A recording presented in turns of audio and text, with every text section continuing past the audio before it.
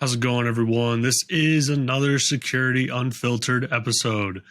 So today we have the very first sponsorship episode with Sonrai Security, where I talk with their CISO about their product, about his experience of getting into security, what he's been doing, his interests, that sort of thing. I don't want you to think that just because they sponsored the episode that they gave me a list of questions to ask. That did not happen. This is more of a free flow conversation like my podcast is. And we just discuss, his experience, where he's going in security, how he got to be a CISO, and, everything about the product, right?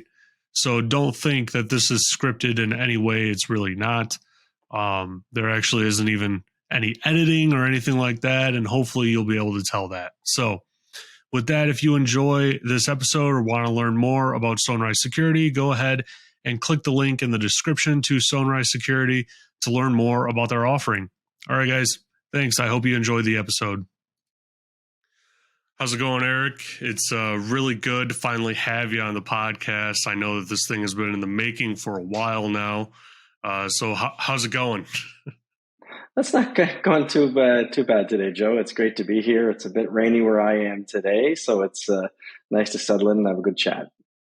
Yeah, absolutely. So, Eric, I like to start everyone off with kind of telling their background, right? Because I have an audience that is trying to get into security, potentially trying to get into IT, and I feel like hearing everyone's backgrounds because it's so different. I've done over 100 of these episodes, and I haven't heard the same background, right? The same journey into security. So what's your path? So my path actually is, it's an interesting one as well. At the start, it's a little almost expected. So I'm a computer engineer by schooling. And I was working on my fourth year project in a lab and waiting for some code to compile while looking for a job. Like, hey, what am I going to do next, right? And I came across a job posting at a very large multinational organization that doesn't exist anymore, for a security analyst. And to be quite honest, I didn't really read the posting very, very well. And I just thought that it was like installing AV clients on laptops and whatever. And I thought, well, I was always into computers and building computers, and I had this sort of nascent interest in information security. Now, caveat, this was like 1999, or no, 2004, sorry, time frame. And I just clicked on the role and applied for it, and I got a call for the role, and then they described what a security analyst was. And it was, at that time there wasn't a lot of fancy tools, so it was building tools and doing the analysis work, but we had to do it all ourselves. It was all by hand, right?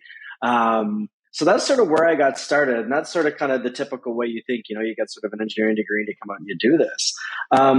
But that's where it got interesting. I got into the organization and I started working with different groups within this large company, like the CTO's office that was doing research. And then, we had business units that were also doing security stuff because we made networking gear. And I started getting involved in like these other projects that were sort of outside of traditional analyst role. That led me from there into a product management, solutions management role where we were doing, at the young age of 20, whatever, I started doing security consulting as part of this business unit. We were developing a security solution for customers. So I really got to see the business side of that. And at the same time, I got to leverage my analyst incident response sort of background. Fast forward a bunch of years, I found myself at a new company, doing a new role, and sort of was leading security teams. And again, so I kind of hopped from your traditional path into something else, back into security leadership. And I did that role for a while, and that company merged with another one. And then I actually got into doing some M&A for about 2 years, which was really super interesting because I was able to leverage my IT and technical background to understand that part of the M&A process. I got to leverage my risk management skills that I learned from being a security professional in that broader space. And I got to learn a lot about business and the business side of things, and really thinking like the business. And you really see that in the M&A space. So did that for 2 years, and learned a lot. And the deal closed, and then I found myself looking for another job. And sure enough, I landed a more senior security leadership role, where I was basically the CIO or CISO of a company.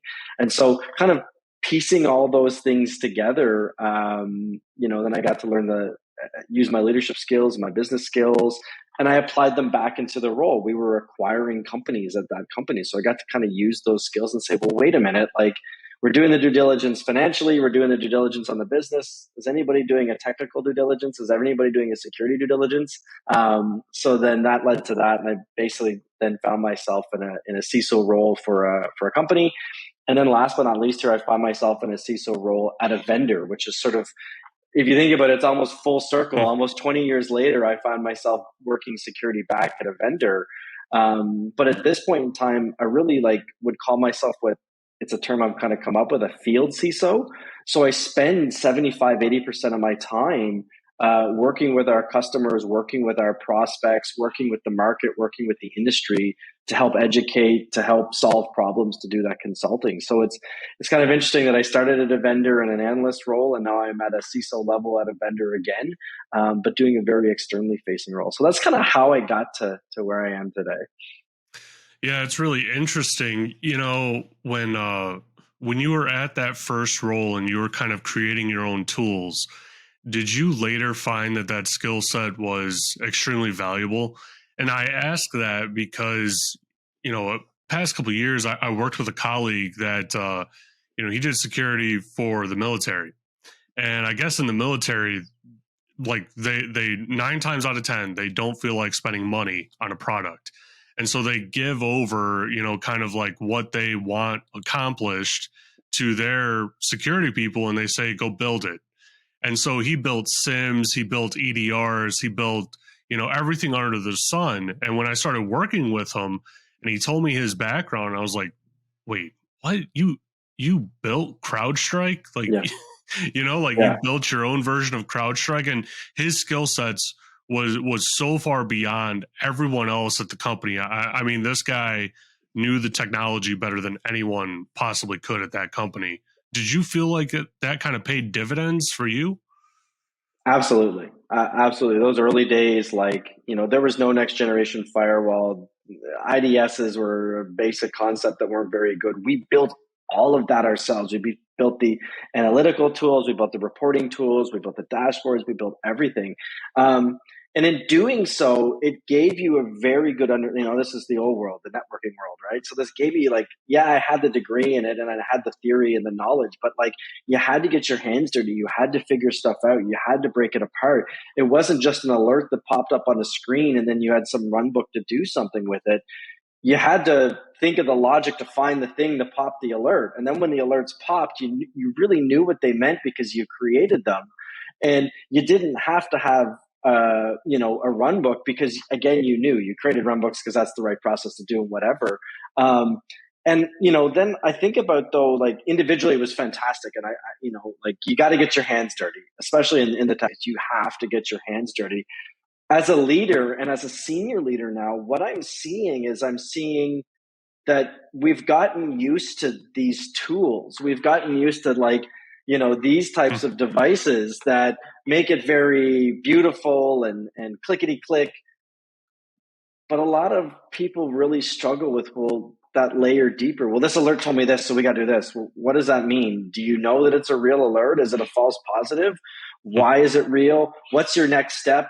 What's going on here? And I find that, as we get into where we're probably not digging in as much as we should, the whole process tends to get a little muddled and confusing sometimes. And I really think it's, anybody that I talk to that's starting their career or getting into things is you got to dig in. Even as a CISO at a vendor that does cloud security, literally before I got on this call, I was doing hands-on work helping to build stuff into our product. And I've been doing that for 4 years here. And that's how I learned the cloud. Yes, I can go and talk to the CISO of the biggest airline in the world, and we can have a great conversation about strategy and theory, and I can work him through it. But nothing gives me more credibility than I can say, oh, by the way, this is how someone in your team 4 layers down want to think about writing this analytic. So from a leadership perspective, I also think it's very important that anybody in this field, or any tech field, really get their hands dirty and understand what's going on. Maybe in your company it's not building a tool, but maybe it's like really digging in to understand what it means. Create a lab, see if you can get a copy of the tool in the lab and get the alerts to fire and see what that means, and whatever. I'm talking the InfoSec or the incident response space because that's where I came from, but the theory applies wherever. Yeah, you bring up a really good point where, and just thinking back on my career, even, whenever I had a CISO or a manager that like literally did the work, did the hands-on work, understood what I was actually telling them, and they understood the complexities and the challenges that I was having, rather than just telling me to, get over it or go through it, figure it out.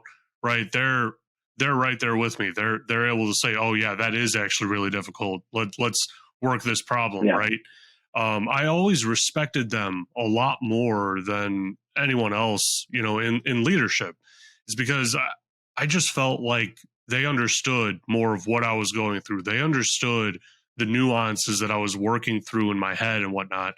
And I even had one CISO that would log into our solutions and like before our, all security calls, he would log in and see where we are with deploying our solutions and whatnot.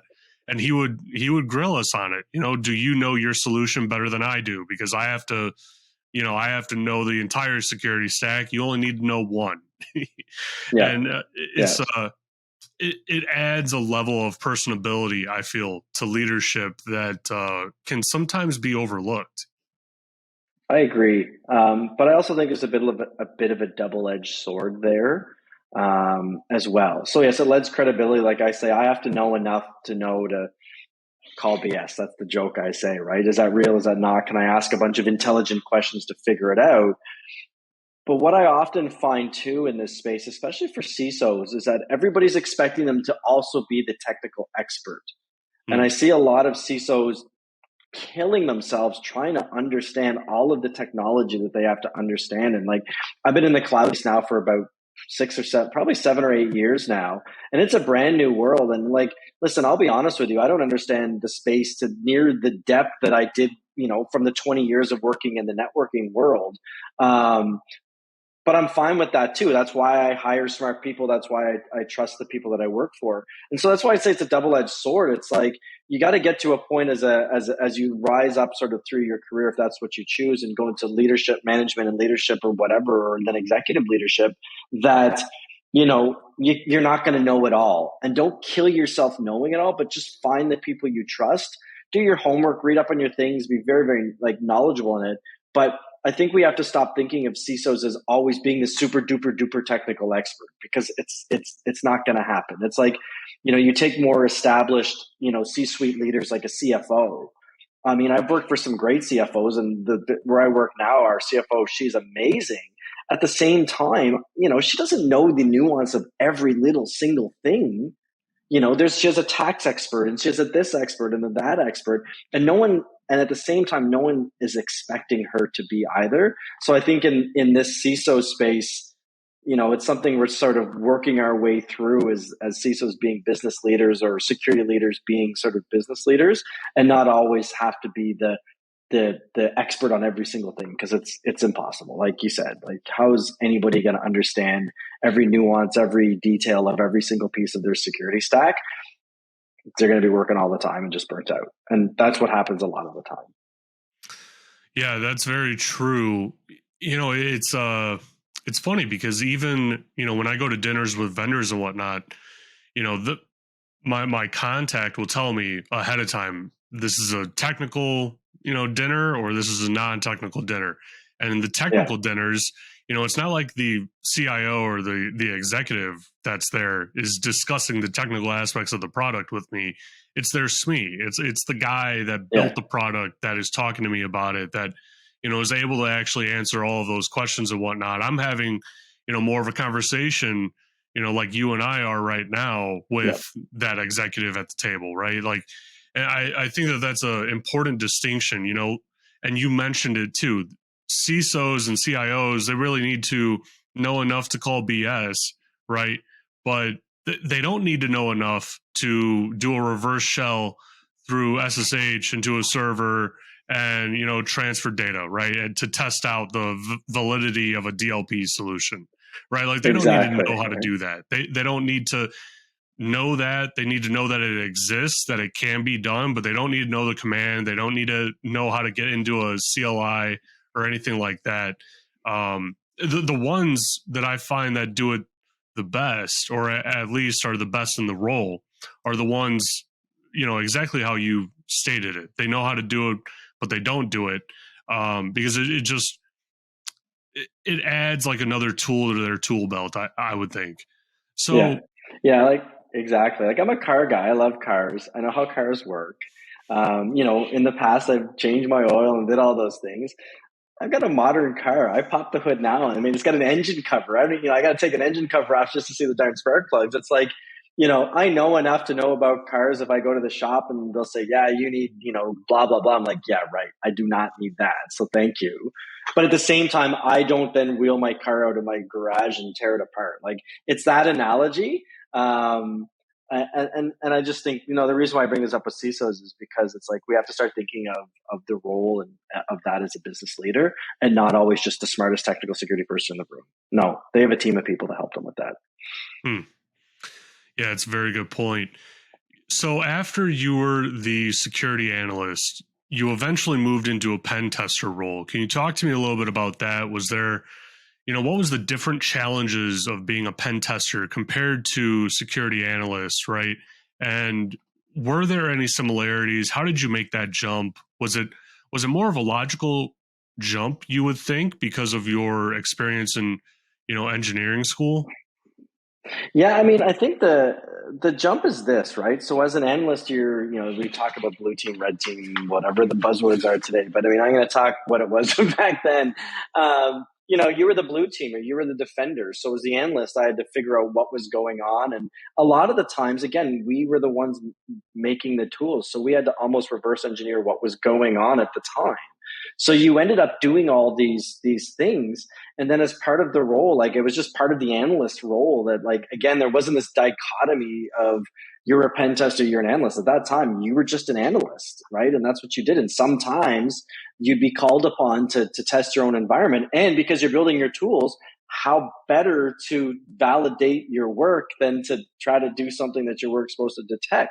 So it's the flip side of the coin for me. Oh, okay, I got to detect that the adversary would get access to this through this and lateral through this and da da da da da. Well, on the other side, I would just do the other side of the coin. I still have to think like an attacker to write the defense. So now I'm just thinking like an attacker and executing what I'm writing. So it's really, for me, was really this flip side of the coin. You still had to know all the stuff either way. And it was just a different approach. Am I the one that's supposed to be looking for the person doing it? Okay, well, how do I look for that? Well, then think like that and then go do it. And to be honest, I wouldn't necessarily call myself a pen tester in terms of what the term is now. But back then when I was writing these tools, like as an analyst, you were both a blue teamer and a red teamer and everything else in between.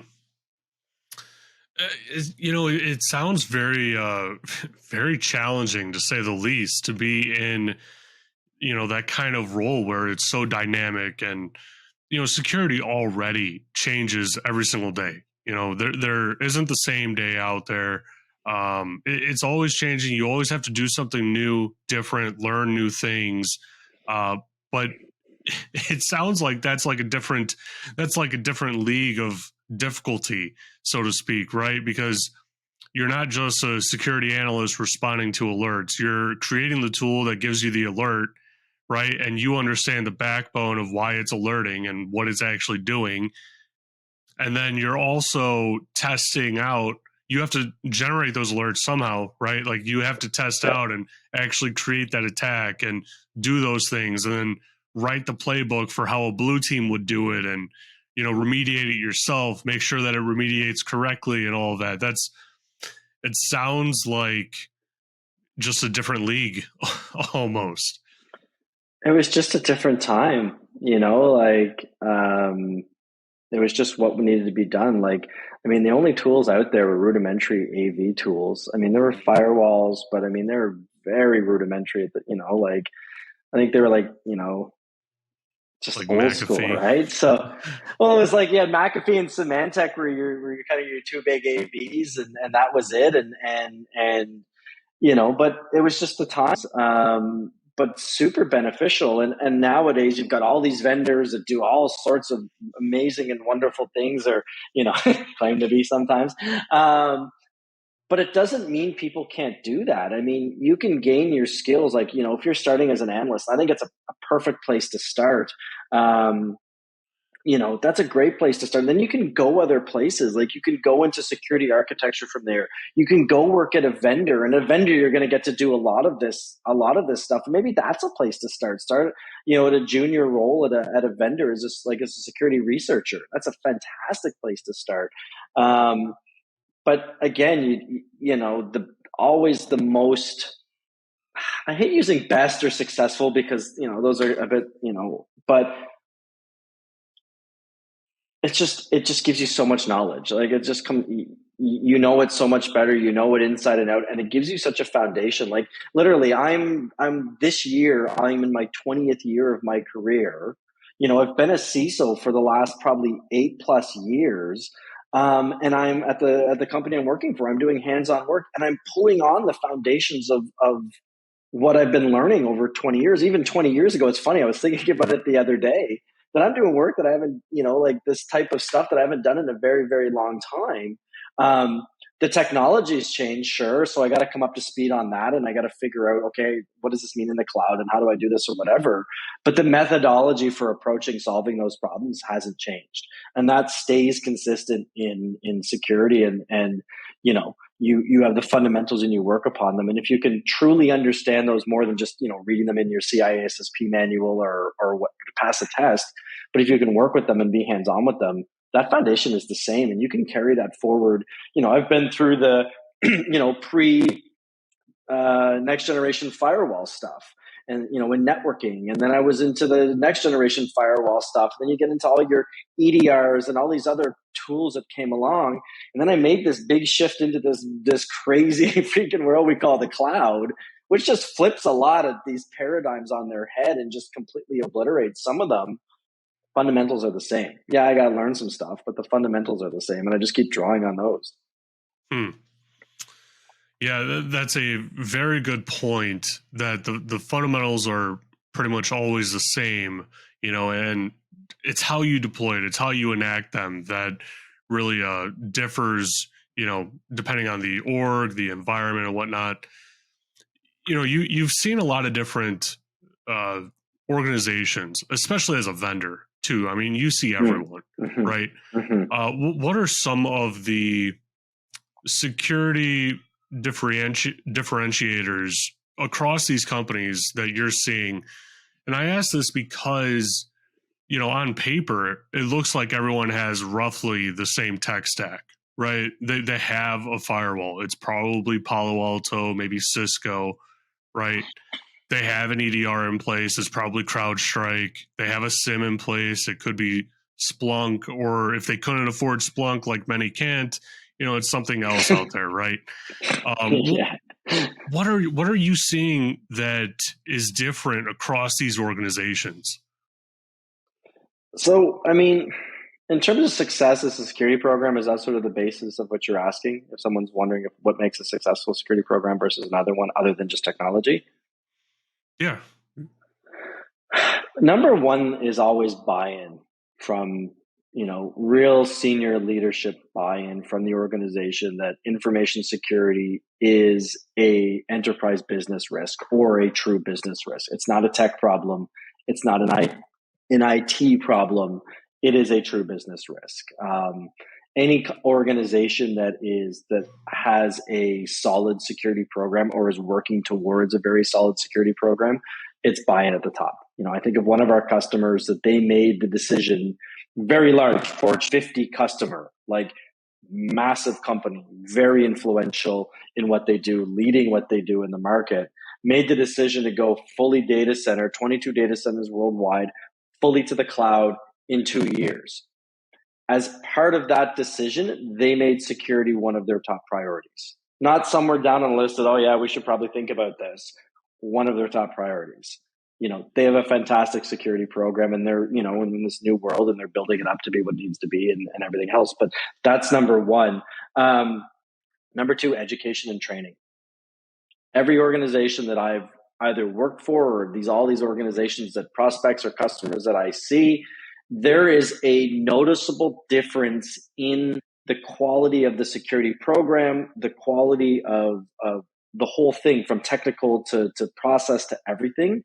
The companies that actually invest in the education and training of their employees is fundamental. Again, we talked about it earlier. You got to learn these things.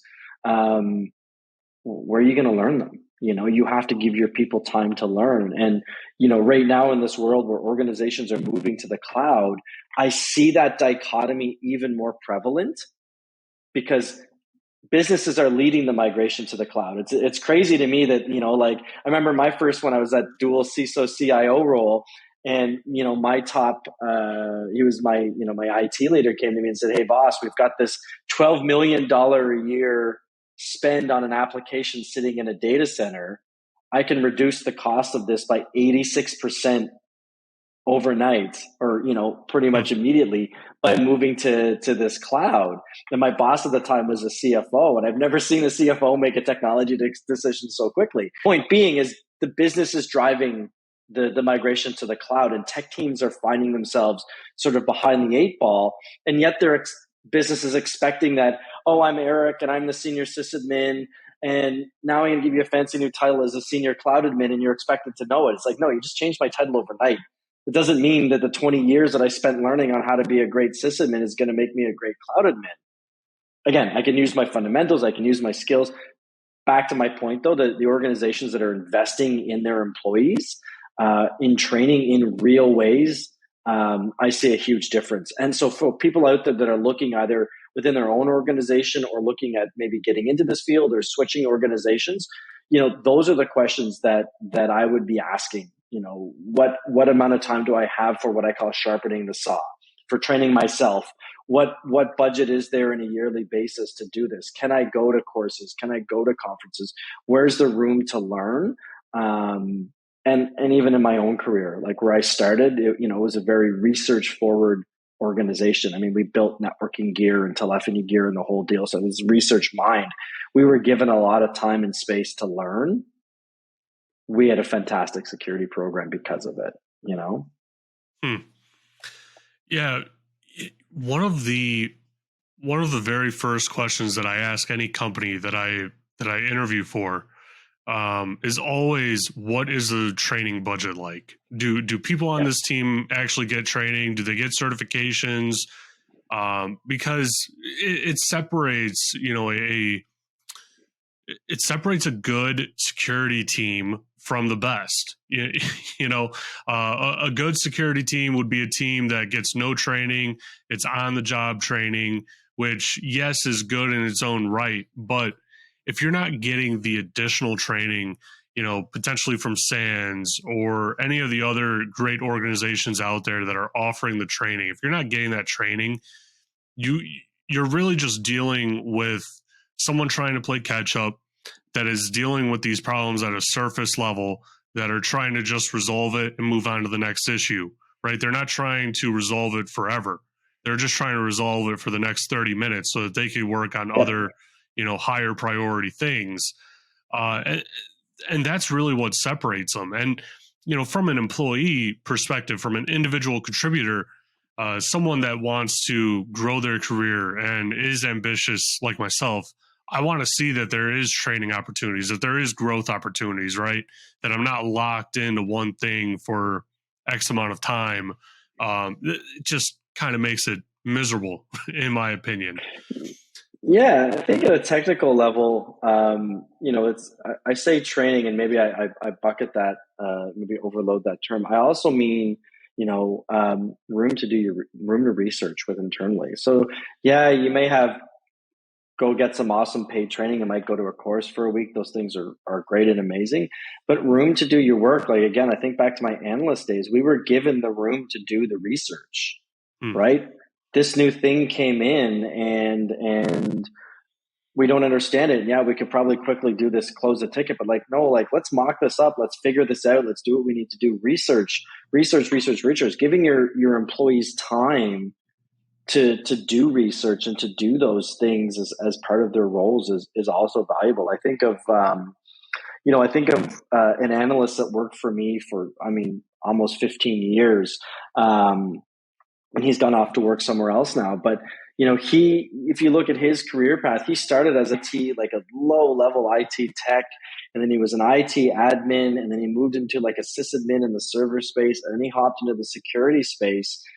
He was fantastic. Like, over the years, no matter what the technology, no matter what the thing, because he was given the room to do that and he taught himself and he could figure it out, he was always my best security analyst by far. And even making the jump into the cloud, it was the same thing.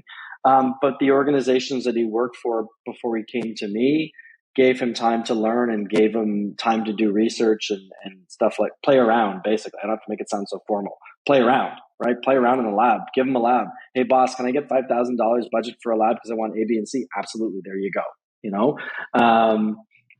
And that's why. And so I always gave my teams time for that too. And I really think that made the difference. And it makes a difference when you find yourself in a tough situation. In this industry, you are going to find yourself getting that call that you dread, no matter. And I still remember one of the companies I worked for, where I was, what time it was, what I was doing, who I was with when I got the call. And those people in those situations that know how to do that stuff and have given the space to do that stuff, like, they just stand out heads above. Because in those situations, you're in a we don't know what the heck is going on. We've got a tidbit of information that usually isn't very much to go on. You probably, it's probably like 10% of what you need.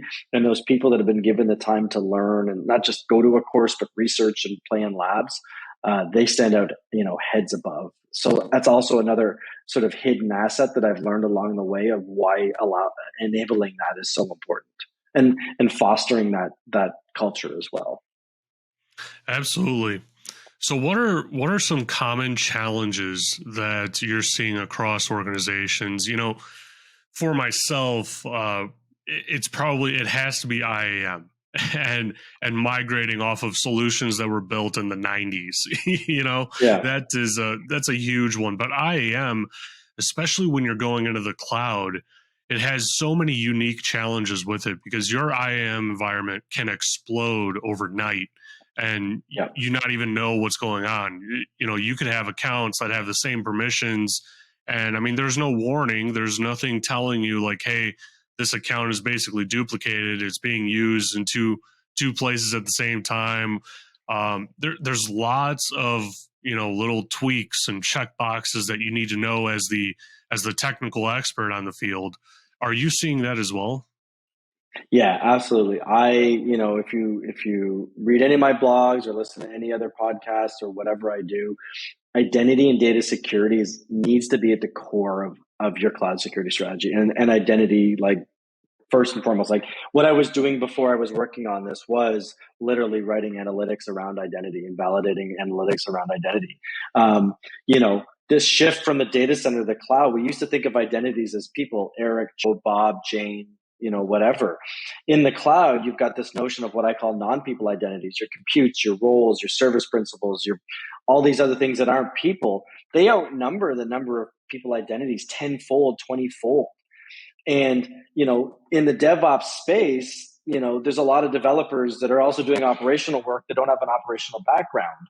And so you get these misconfigurations and identities that create these identity chains that allow the user, Eric, who's sitting in a dev environment, to hop through different, laterally move through identities, which is sort of the new buzzword in the cloud, laterally move through identities, that the user, Eric, who shouldn't have access to anything, using non-people identities, can actually get to sensitive data in your production account. So I think about it in two ways, right? It's like I use this term a lot, the double-sided coin. On one side, you've got the identities. You have to know what your identities are in that inventory. And I don't mean your 30, 60, 90, 180 day certification process. I mean, you have to know all the time what your identities are.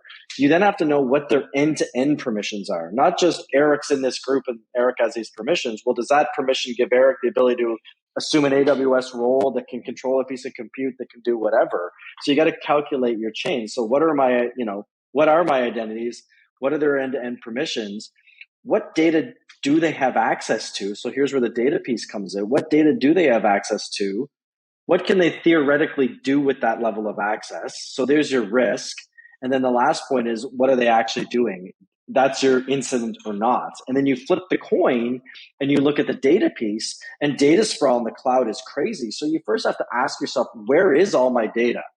And I always tell this story of, I remember walking into a company, I was a new CISO in the cloud, and I said, hey, can you tell me where all our sensitive data is? And somebody got up and, one of the smart security architects got up on the whiteboard and drew our architecture and said, here's where our sensitive data is. And I said, well, that's great. That's where our data is supposed to be. But where can you tell me that it's not there? So you got to know where your data is, but more importantly, you got to also know what your data is. Does anybody care that my blog is sitting on some public folder somewhere? No. Who cares? Someone wants to go steal that or deface that. It kind of sucks, but it's not going to ruin my business. So you got to be able to classify your data and say, what is it so we can protect it? And this is where the identity comes in. You take the data perspective. What identities can access me? What can they do to me? And then risk or incident, what are they doing with me? And I think, again, identity and data has to be at the core of your cloud security strategy. And this is where I spend so much of my time. I mean, I'm in my 4th year here at the company I work for that we focus just on that. And I still do most of my job is educating organizations around these risks, around these things. And you can't solve these problems without tooling. God love them. I know a company a couple of years ago that tried to map out all their identities and all the end-to-end permissions using spreadsheets in a boardroom. And after about 3 or 4 months, they said, hey, we're done. And I kind of didn't have the heart to tell them that, you know what, that probably was wrong 5 minutes after you started. Wow. There's a lot to unpack there. When you were going through, really troubleshooting IAM issues, specifically in AWS or really any cloud, brings me back to when I was testing for the AWS security specialist certification. And the only way that I could logically figure out how to figure out these problems in my head was by thinking of these IAM questions in reverse, of saying, what does this person actually need to do? Okay, let's take it a step back. What are they actually doing? And then, where's the identity at? That was the only way that I could work it. But trying to work that for thousands of identities is an impossible task that you'll spend an entire career on and not be done, right? So, what company are you at right now? Because it sounds like you're dealing in the cloud space, right? What company are you at right now? Where are you guys specializing? What's your bread and butter? So the company I work for is called Sonrai Security. Funny enough, Sonrai, our founder, is Irish. Sonrai means data in Irish Gaelic. So and that's what we focus on. We put we take what we call an inside-out view. A lot of the traditional security, and especially networking, is outside in. You create your border, you lock it down, and you protect the outside in. We take that view of, okay, where is your sensitive data after you've done the where is and what of that? And we take the identity view as, okay, what identities can access this? And we compute those chains out to show you, like, okay, of your 10,000 identities in your cloud, well, you've got problems with this 100 because these 10 users in this group, and I'll use an AWS example, but it could be analogous to GCP or Azure or whatever. These 10 users in this dev account group have the ability to assume a role, and they can assume that role into, say, staging. But once they assume that role has permission to actually assume and do actions in prod. So realistically, the end-to-end or effective permission of all those users in dev have the ability to go touch a piece of prod data. And that's what it is. So again, it's identity and data at the core of the cloud security strategy. And that's really where our bread and butter is. But again, in the cloud, you have to think about it. So those are two pillars. There's four of them that I think about. There's the CSPM, or the configuration of your cloud. Is my cloud configured securely? And that is a pillar you definitely have to think about. And then workload protection. You've got these workloads, whether it be static or ephemeral, that can have vulnerabilities. And so, what we also help to do is we bring all that together, and we provide risk and context. And I think about it this way. In the cloud, you might have 10,000 spears pointing at you, wanting to get you. As a security team, you can't deal with 10,000 problems. You need to know right now, what are the top 2, 3, 4, 5 problems, the highest risk things that I need to deal with. So we take that identity and data piece, we add the CSPM, we add the workload protection, and we show customers, it's like, here's your biggest risks in your cloud that you need to go address now. Because that's another, and we could talk for hours on how security teams, especially in the cloud world, are drowning with alert overload, and they're just stuck. But that's a topic for another day, I think. Yeah, it's almost like the cloud is going through what security teams used to go through on-prem, with alert fatigue, with just being overwhelmed with the amount of stuff that is thrown at you. In the cloud, there's very few solutions that I have found that give you actionable alerts, every single time, pretty much, right? 95% of the time, they actually give you actionable alerts. So when an alert comes through, you actually should be paying attention to it. When it's on-prem, or, with these other solutions, I guess, it's very easy to get lost in these alerts and start to discredit them and kind of write them all off, even the valid ones. Recently, or at least in the past couple of years, I was looking at CSPM solutions to purchase at the company that I was at that time. And there was only one solution that didn't give me garbage alerts. I'm a team of one, right? So me managing my workflow, my processes, optimizing my time is extremely important. And it's surprising to me, because I guess I didn't spend a whole lot of time looking at it beforehand. It's amazing to me that companies are still catching up to that mentality of, let's not overload these people with alerts. Let's give them actionable alerts that they actually want to know about. Yep. No, it's definitely, you're seeing that. It's like history repeating itself. Again, when we created our own tools back in the day, that's part of the reason why we did it too. It's like, well, this thing that claims to do what we think we need to do is kind of garbage, and all it gives me is a bunch of crap. It's about context, and I use that term a lot. It's risk in context. You have your CSPM, and let's say you have 10 accounts, and only one of them is a production account.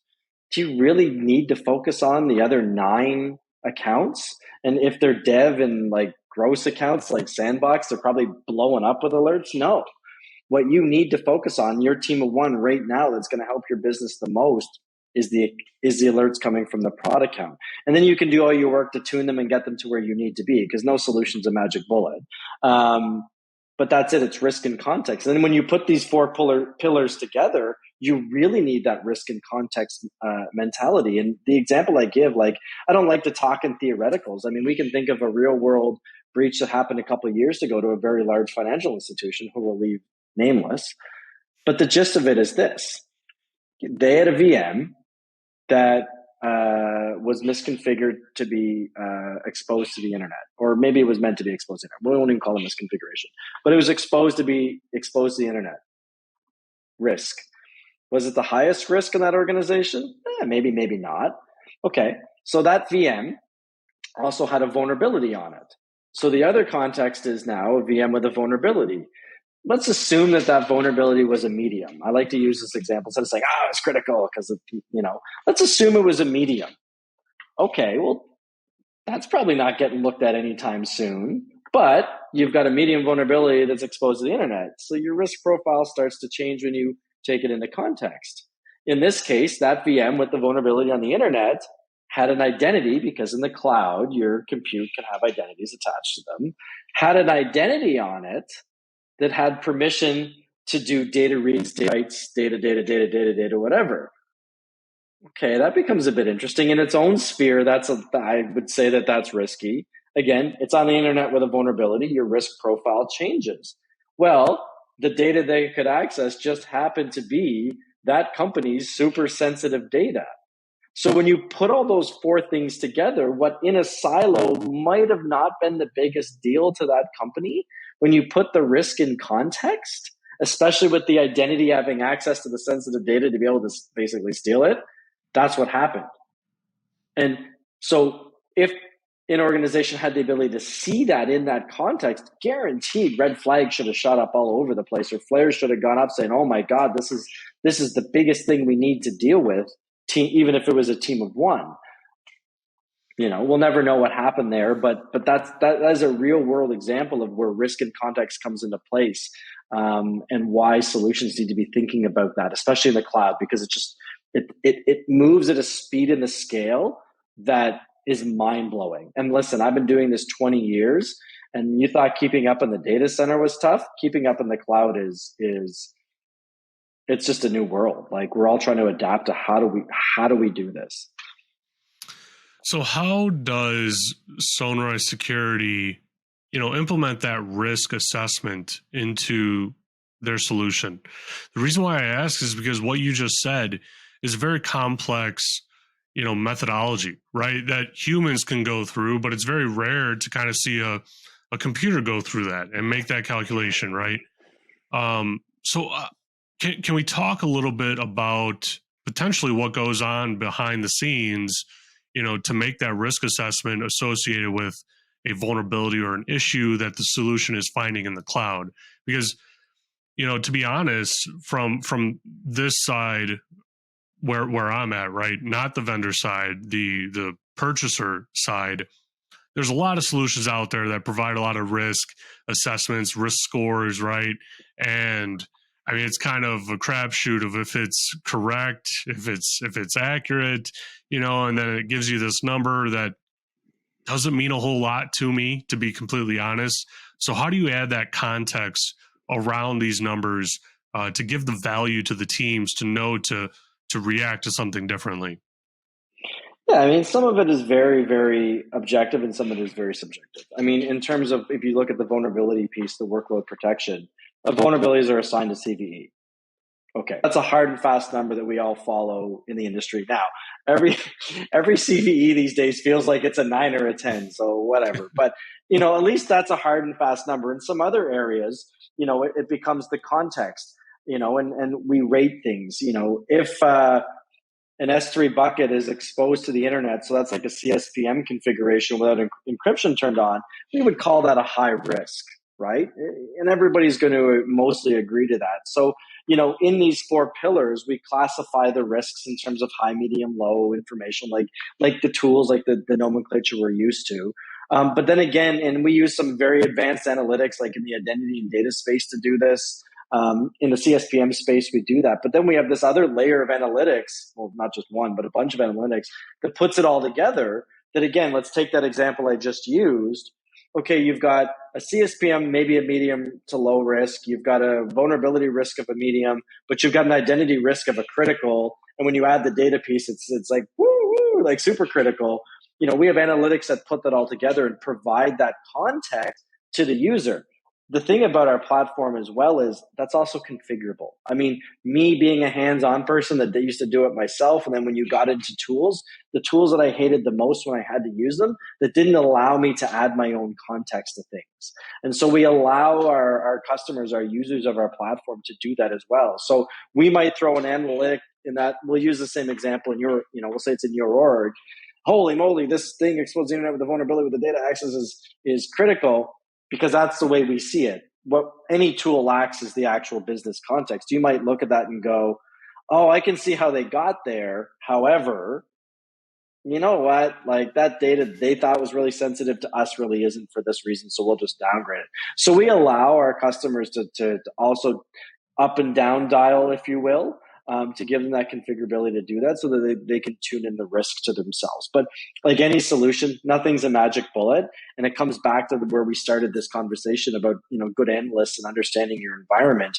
That's also the job of a really good security analyst, or wherever you find yourself in the security space, is, learning to understand how to tune your environment. How does your environment work? What's the business risk to this thing? And then you have to turn the knobs yourself like anybody else. But we provide the ability to do that, as opposed to just spitting out an answer and saying, okay, take this and run with it. Because the tools that did that never lasted in my teams at all. I'll be like, no, this is not right, and I can't do anything. So this is going in the garbage. We're going to find something else that does. So can you talk a little bit about the roadmap for the solution at Sonrai Security? What's on the horizon? Is there, potential for a solution that has, kind of like ML baked in, or something that learns in the environment, or potentially even learns across other customers and brings that intelligence in and, adjusts the risk score or alerts differently because of it? What's coming in the future to really, enhance your offering to your customers? So right now, we do have those analytics and that learning built into our platform, and that's always evolving as we go. Finding better ways to take the complexity of the cloud and the risks in the cloud and make them more consumable by the end user. We recognize, and I recognize this, that the consumer of these tools might be a junior analyst and they might not have the depth of experience yet. So how do you make the results more consumable? How do you make them more easy to understand? How do you help somebody fix the problem? And that's key, is how do you help them fix the problem at the speed and the scale of the cloud? And that's really leaning heavily into things like automation, native automation in the cloud, and enabling them to do that. Right now we're really, really heavily focused on that data and identity piece, uncovering those identity risks, raising them to the top, putting them into context, and finding better ways to help customers solve the problems. Like one example we have is least privilege. Everybody says you got to be least privileged. Well, that's freaking great. We've been saying that for 20 years, and they were saying it for 10 years before I started. But, we have this really great analytic that says, okay, here's this. Again, I'll pick on an Azure service principal this time as opposed to Amazon. And it's been permissioned this way. And as we get a baseline of that, a running baseline, because we saw the actions that it's taking, after, say, I'm making this up, say a month of letting it run, you can actually go in and say, well, this role, we'll tell you that the role is over permissioned for these reasons, but you can actually use our analytics to go in and say, this is what the policy looks like today, and we will generate you a least privileged policy based on the baseline that we have, to say, this is the policy you probably need. Your developer went and gave this IAM star. I'm mixing the clouds now, but who cares? Your developer gave this, data read, data star, everything you can do with data everywhere. I'll make it up. But in the last 30 days, we've actually seen it do just data update or data check, but we didn't see the delete, we didn't see the add, we didn't see the modify. So the policy you have should actually look like this. So there's a solution.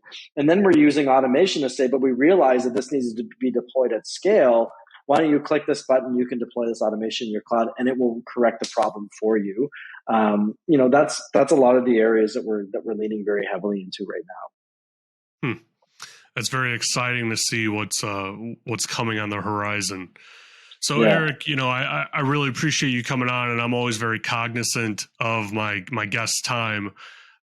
So before I let you go, how about you tell me, or tell my audience, where they can find you if they wanted to reach out to you, what the website of Sonrai Security is, and all that good information if they wanted to find out more.